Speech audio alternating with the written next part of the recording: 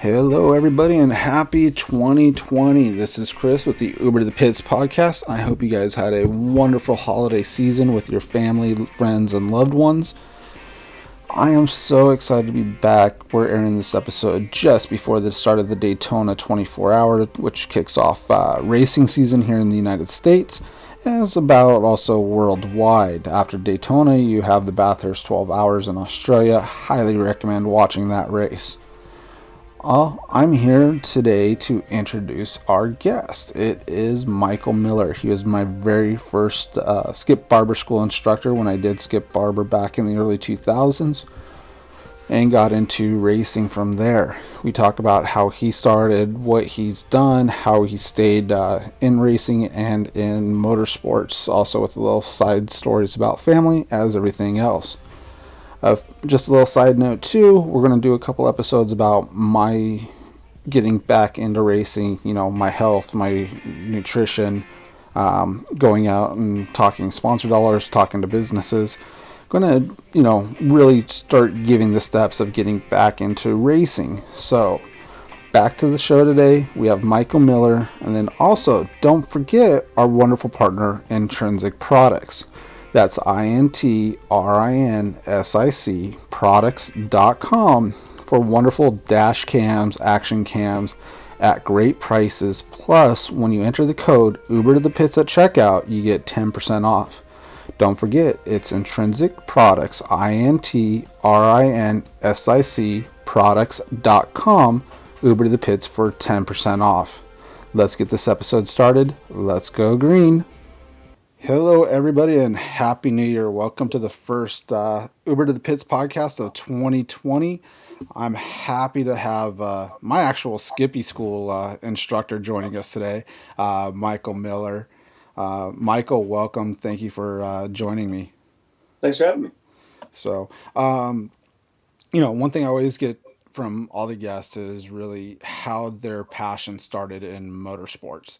So, if you would like to kind of share with us how your passion became your career. Oh, wow. Oh, I don't even know where to begin there. When I was 6 years old, we had to write down what we wanted to be when we grew up in first grade and what we wanted to do. And the first on the list was, I think, surfing. Second was flying airplanes. And the third was driving race cars. Okay. And so, out of those three things, how many can you do now? I've done all three. Yeah, I surf all the time and race cars. And I've flown airplanes. But when we started having kids, I didn't pursue getting my license Okay. because it's a lot of time. So yeah, I love doing all three. So I don't know how that worked out, but that's where it started. I was 6 years old. Hey, they say those vision boards work. I actually remember. I think it was Long Beach Grand Prix watching. It was on the ABC Wild World of Sports. We had like the graviteers on the television, and it was all staticky. And I think Niki Lauda won the race. Oh, But I wow. remember watching that when I was like, I don't know how old, 3, 4, 5, whatever. And yeah, and I'm like that. That's what I want to do when I grow up. After watching you know, figuring out that's what you want to do when you grow up, watching, the Long Beach Grand Prix with the rabbit ears and everything, what was your next step? Or how'd you, focus on trying to do that? Oh, that's a good question. It was a convoluted path, actually. I've always liked speed. Like I like basketball; it's one of my favorite games. I love football, one of my favorite games. But I was always a speed guy, and then, like I would just whatever I had that had wheels on it, I would try to make it go as fast as possible. It was my I know bike, that jumping off feeling. ramps, anything that had speed, and uh, so that I don't know that kind of led me down that path. And I started my own company when I was 12. I say company just because it's funny. It wasn't really a company, but I was mowing lawns at 12, and I had one employee besides myself. And I gave him like half the price. And anyway, so I saved up enough money to buy either an RC car or a go kart. And it was like that turning point, and so I chose go kart. There you go. And then did that go karting, once you got that go kart, did that turn into a competitive thing, or was it just kind of like a hobby thing until you got a little older? Good question. No, I wanted to race, so it was a kind of a piece of junk go kart, which is what you would imagine I could buy after mowing, 500 lawns. So I had to like learn how to weld and put it together and take it apart, and I rebuilt. everything, and I sent the engine off to get rebuilt. I think at that time it was by Larry's Carts and Parts, the local cart supply person, team actually. And so no, then I kept mowing lawns and saved up enough money that I could actually start competing. And yeah, so no, I knew I wanted to race, and I was racing within about 6 months after I bought the go kart. Well, now, were your parents involved at all, or were they kind of like, you kind of, this is your thing, you kind of do it? I mean, they have to be a little bit involved because, you're 12, 13 years old, Right. but I know they were involved. So it was my dad's lawnmower, so my overhead was quite low. I just had to buy the gas, and then when I got the go kart, looking back now, he was really cool about it. He's like, if you really invest your time and money into doing this, then I'll support it. And so he waited until I did that, and then he was able to support me. He worked for IBM. He's actually an engineer. He has. I'd rather talk about him. He's way more interesting than I am. He has satellites up in space. Yeah, he's a really cool dude. And so anyway, he had kind of a modest. We were well off, but modest amount of money to invest in my racing. So he did as much as he possibly could. And I was really thank him every day for that. so then from how long did you race cars for before you made the transition into bigger cars, and what was your ultimate goal? Was it to get into Indy? Was it to sports cars, NASCAR? From karting, what were your steps and what was your ultimate goal?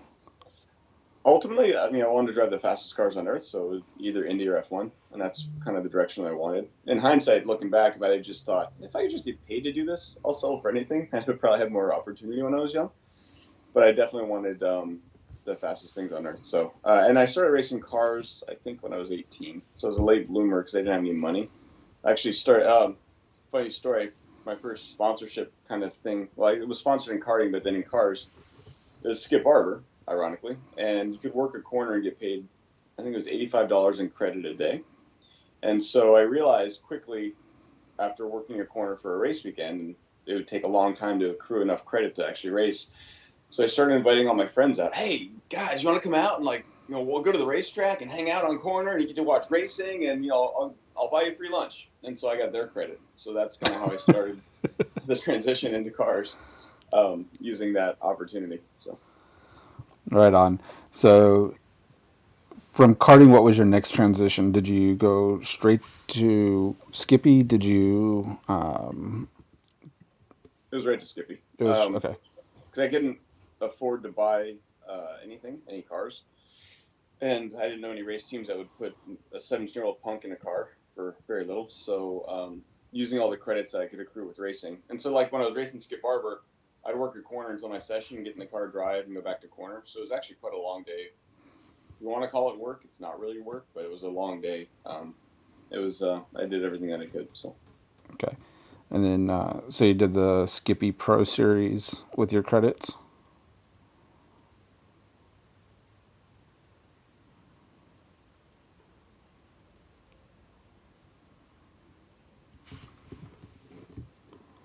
My belts came undone. At the end of the shootout, there's a real competition. And first lap of the competition, my belts came undone. And I'm like, I can either hit or keep going. So, I kept going. But it didn't work. So, yeah. Then my racing road went rampant from there because I had a lot of opportunity come my way, but I never got to choose what I drove after that. I just kind of got to opportunity to drive different things. What were some of your biggest opportunities you were able to take after Skippy? Oh, you broke up a little bit. You there? What was your so after Skippy, you said you kind of took whatever came your way. What were some of the biggest things you got to drive or accomplish after Skippy? Oh, good question. I think I had about a year off. I didn't have any money. I had no funding, and so I was on the phone all day long every day. And actually, what year is this about? What's that? What year is this about? This was 95 or 96. Okay. That's when I started teaching at Skip Barber too. So I was on the phone all day long trying to figure out how to monetize it or get money. And so I was going to the library 7 days a week and putting myself basically through school at the library, reading the marketing books, reading sports books, reading all sorts of things that would help me hopefully sound at least more educated when I was on the phone. with the big companies. And anyway, I had a chance to test a Pro Mazda car, and that was in California. So I think I had to borrow money to get on the plane, flew out to California, and I tested the Pro Mazda car, and that went really good. And so the team wanted me to drive for them the next year. Where were you based out of at this time? West Palm Beach, Where? West Palm, Florida. Okay. So you come out to California, you drive the Pro Mazda. How's that go? It was when I got lucky. I mean, it went really good. So it was. I'd never seen Sonoma race. In fact, I'd never raced a race car really outside of the state of Florida, with the exception of Savannah, Georgia. So I'd only seen tracks that were completely level. And so if you've ever been to Sonoma Raceway, it looks like a roller coaster. Like I had no idea how to wrap my head around it. So it was a really fun experience, but it went really good, and the team wanted me to drive for them the next year. But I had to figure out how to bring some money, and so that goes back to why I was at the library 6, 7 days a week and trying to learn all the stuff I need to learn to enable that. Right on. So then from there, so you did start the Pro Mazda. How long? How many years did you do that for? 2 years, 97 and 98. And then what was your next progression? I actually took. I mean, there's a lot of little stories in the middle, so I'm probably skipping over a lot of stuff. But I did some Pro Series, Barber Pro Series in that time, and then 99 rolls around, and I didn't really have an avenue to go down, and so I started actually engineering, and then I was engineering race cars in 99, 2000, and 01. Won a championship engineering, which was quite fun. Then I realized that that wasn't my passion. Like I enjoyed it, but it wasn't my passion. And so during those 3 years, I had to figure out how to continue driving. So I had a little bit of opportunity in sedans, some opportunity in like I said, the Barber Pro Series, and then I took a step back with Skip Barber because they had another scholarship thing at the time. So I'm like, if I go a step back, but then get into the Pro Series full time, I think I can find enough funding to do Skip Barber again. So I found sponsorship to do that. Actually, the team helped me do that I was engineering for. It's the same team I raced for, which was World Speed Motorsports. And so I took a step back into Skip Barber. And then ironically, during that time, I had the opportunity to drive Atlantic. So like I said, it was a really convoluted path. Yeah. And Atlantic was probably one of my best opportunities to answer a question you had earlier. I raced that, and I also raced over in Australia in 03 or 04. And that was a really cool car, too. Now, when you were in Australia, was that the V8 supercars or like the? Dude, I wish that would be awesome. That was awesome. No, we supported the supercars, and it's funny. Like you go to tracks all the time, and you wind up being so busy that you never get to actually enjoy the sport. But the super V8 touring cars were so impressive that whenever they were on track, I would like walk away from the team and kind of ignore my engineer and just go watch their session on track because that was awesome. But Those. that was a little Holden, which was like at the time it was F3000, but it was Okay. Australian version of F3000. So it was a V6, big horsepower, big downforce, flat bottom with the diffuser. That was probably the fastest car I've ever driven. They were just absolutely mind blowing. Like Yeah. I can't even describe how fast. Even to just say something about the V8 supercars, just watching those things hit the curb and go up on two wheels and Yeah, it's inspirational. If they want to go faster, they just hit more things. It's great. exactly. You know, you do that at an open wheel car and you're braking suspension, wheels are flying everywhere. Right. So you did your Atlantic, you did Australia. So puts us about 2005, 2006. Yep. I know you're instructing at Skippy because that's the time I go through it to get my license for racing. Yep. We did that at Laguna Seca, which to me that track is just absolutely amazing. Corkscrew and everything. So was this about the time you transitioned into some sports car stuff? Yeah. Ironically, again, I kind of pigeonholed myself into just wanting to drive F1 or Indy. And at that point in time, I'm still in my 20s, but I had to overcome some injuries from racing and took a step back. That's a story in itself. And then I'm like, you know what? I'm going to retire. So I'd saved up a little bit of money. I bought a condo sight unseen on the beach on Maui. I shipped my car out, and I'm like, I'm just going to Hawaii. I'll figure it out from there. So I flew to Hawaii, and I landed, and my friend picked me up in the car that I had shipped out there to drive me to the condo that I had bought that I'd never seen. And as we're driving to the condo, literally my phone rings, and it's a team from Florida, and they're like, "Hey, you want to come race with us because this might work out?"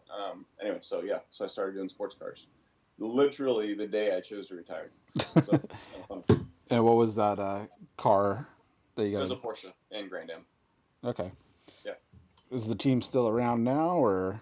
they do. In fact, they're racing GT4 this year. It's BGB, and Okay. they're kind of like, yeah, I made a family there. Yeah, They're so John great. Tecci, Yep, super cool TC. guy. Yep. So okay, so you're racing Grand Am with John BGB. Hmm. Is this so? Did you do the whole Grand Am series like Daytona, Sebring? Yeah, we did. I don't. It was a partial season, I think, in '05, and then 2 full years with them, and it was a good time. Craig Stanton was on the team. Guy Cosmo was on the team. My co-driver was Tim Traver, and he came a long way actually. He won the Skip Barber Championship, I think in '03 or '04 in the West Coast, and we made a good pairing. He was tremendous. He always brought the car back, with one exception. Always brought the car back, and it was good. And he became quite quick, and he was offered opportunity after what our last year was, which I think was '07, '08, and he got to drive some really cool cars, and not really, he didn't make a career out of it, but he had a lot of opportunity past that, so it worked out really good, I think, for everybody. So okay, so '07 done with BGB. Then what's your next? Do you go? Did you get picked up by another team? Did you decide to retire again? Good question. So, got married, had a kid, and yeah, I wasn't sure what direction I was going at that point. So I was driving a little bit, doing a lot of coaching, and didn't really have a whole lot of direction. After my son was born, I wasn't quite sure. I was still racing. I raced vintage cars for a long time. I was still racing vintage cars, and I was kind of like super sub. Like if someone needed me, my phone would ring once in a while. I could do a couple races a year in IMSA or Grand Am, and so I was still in the paddock and driving and stuff, but I didn't really have much direction. So it wasn't until probably, I don't know if I still have any direction actually. I think you and I are both still trying to figure out that direction. So yeah, I've been like super sub ever since. Done still a bunch of racing, and actually this year is looking pretty good. So yeah, every year's Yeah, a little bit different. and we know the racers. You know the racers' motto: "Don't talk until it's sealed." Yeah, like I literally had an IndyCar ride for I don't know how many weeks or months, and the day before our first test, I showed up to the shop and they were closing the doors, and it didn't happen. So Oh yeah, no, not until you're in the car. Yeah. exactly. Um, so now you from about 2008 to for the next 10, well, I guess 12 years now you've been super subbing, doing the vintage stuff. I always enjoyed the vintage stuff. How do you view the vintage racing and It's funny how you get older and the cars you drive become more and more dangerous. It's really an interesting kind of what do they call it, bell curve or cross.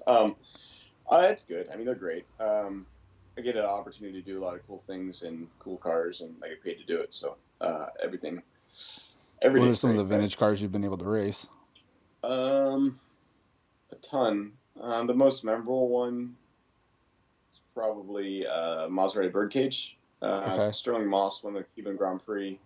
Carroll Shelby, I don't know if he won or finished second at Sebring in the car. So the car has a lot of cool history.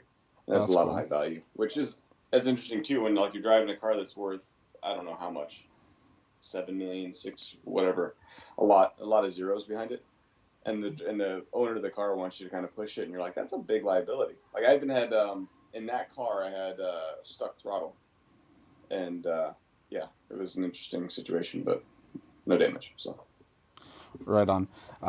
Yeah, I mean, one of my favorite things is going to the vintage events, especially at like Monterey. Sonoma has their speed week now too, and watching because for me, what really got me into racing was being able to excuse me, hang out in the paddock with the Dan Gurney All American Racers in their GTP cars. My uncle was friends with Chris Cord, so I was, getting to meet Willie T. Ribbs, Dennis Aussie, and, sit in the GTP car acting like I was That's racing pretty cool. around, Yeah, Riverside or Long Beach or something like that. That was, kind of my first foray into motorsports. And now, like you said, older, more dangerous cars, just having that hope to maybe get in to drive the Eagle Mark III or, I would love to do that. a 962 or something like that would be just that full circle. Yeah, when I was a kid, the GTP cars, I would have loved to have raced those too. Like I would have, that's an opportunity I would have pursued. But those were really impactful on me. They were doing 200 plus miles an hour on the Mulsanne Straight in Le Mans.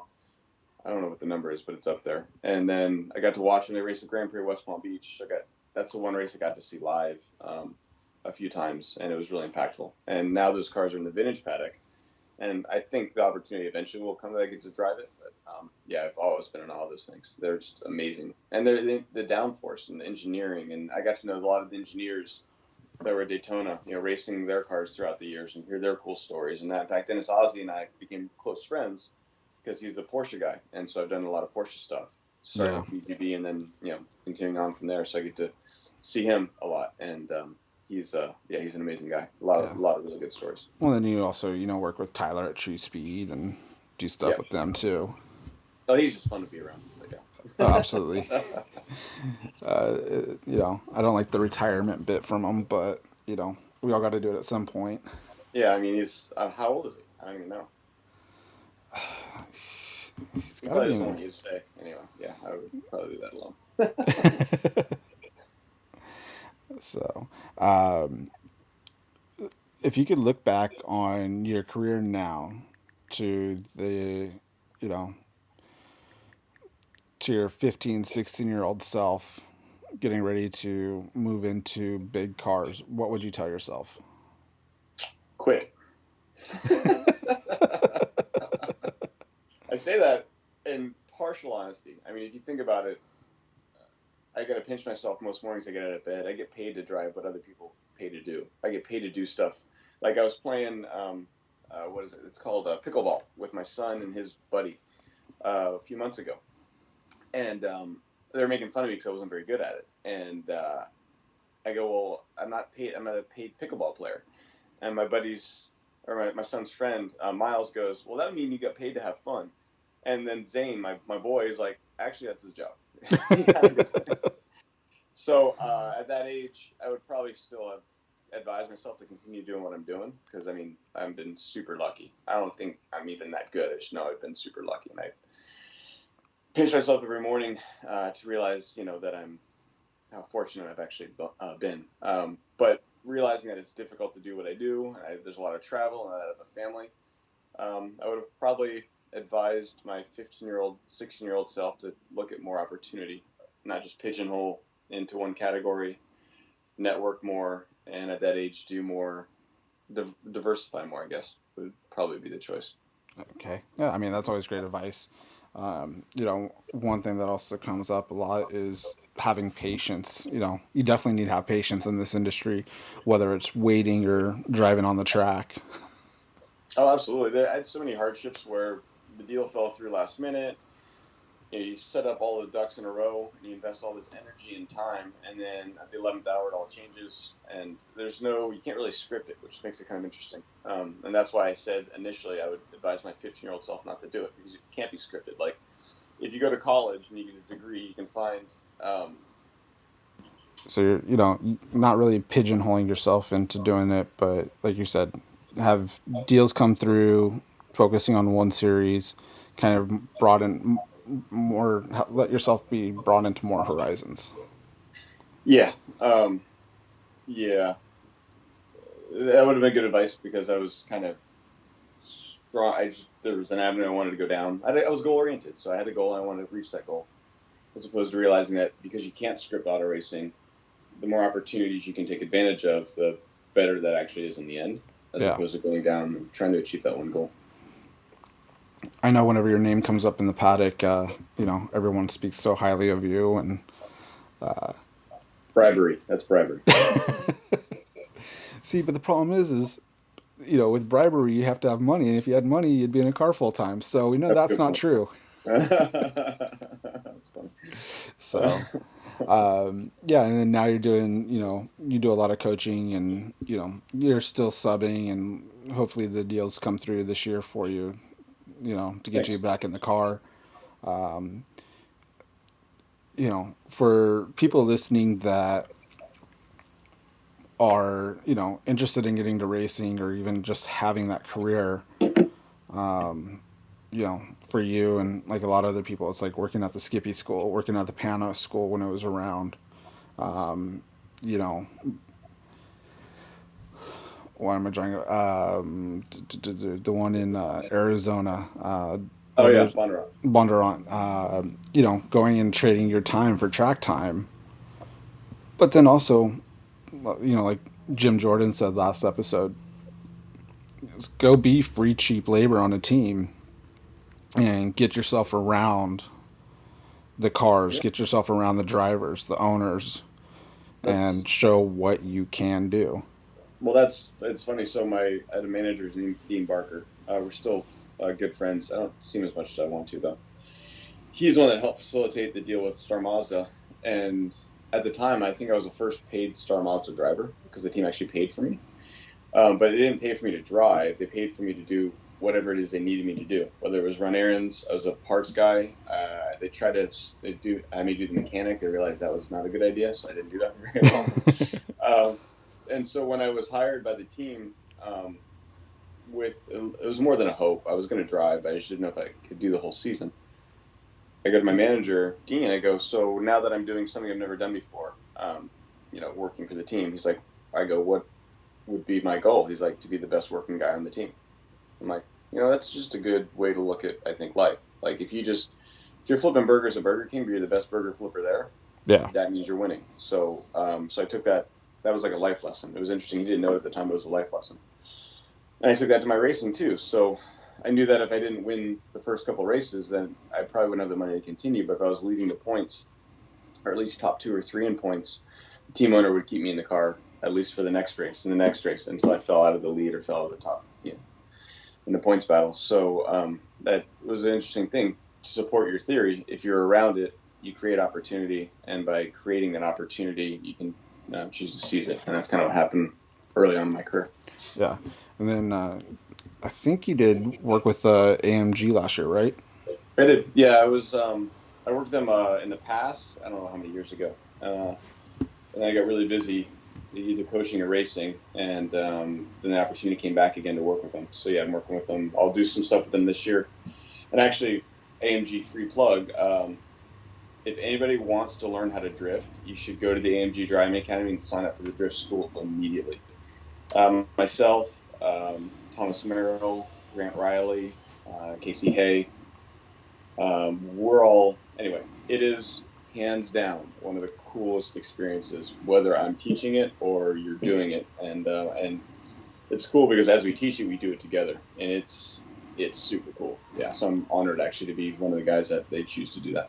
Right on. And not only that, but even learning how to drift and control a car will help you drive your car on the street. More safely. Absolutely. I've always been a firm believer of even if you have no interest in racing, go do a high performance driving school because it will open your eyes to different scenarios on the street that will make you a better driver, a safer driver, a more aware driver. Absolutely. I yeah, so I do a lot of driver training from that perspective too, and I can't encourage it. I stand behind what you said. I can't encourage it enough because the skill set you learn in a high performance environment you don't use every day. But the one day a year you're in the situation where you need it, you have refined it, and it enables you to get out of your situation more easily, or prevent an accident. I totally agree. And the AMG Driving Academy has different levels of their high performance driving.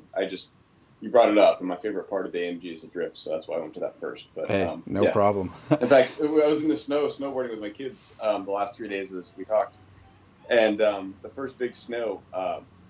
My son was like, "Dad, can we do power slides? Come on, let's do power slides." It was I don't know if that's good parenting, but it was fun. Was the wife in the car with you at this moment? No, no, Okay. So I wanted to no. find out what her reaction would have been to this. I've taken her around the racetrack once, so maybe that we know what the reaction would be. That only happened once. So So, Michael, I know you have things to do. Thank you so much for your time today. I really appreciate it. This is your time to go and thank whoever you need to thank. Tell people where they can follow you if you have, the social media, the websites, whatever. This is your time. okay, michaelmillerracer.com, as you would as it sounds. My website is antiquated, but it's michaelmiller.com. I'm on Instagram, Facebook, Michael, Mikel, Miller. Yeah, hook me up. Send me a friend link, whatever. My Twitter account is MikelMilleracer. Again, Michael Miller Racer. So yeah, hit me up. So, all right, Michael. Thanks so much for your time today, and we'll talk to you soon. Cool. Thanks, Chris.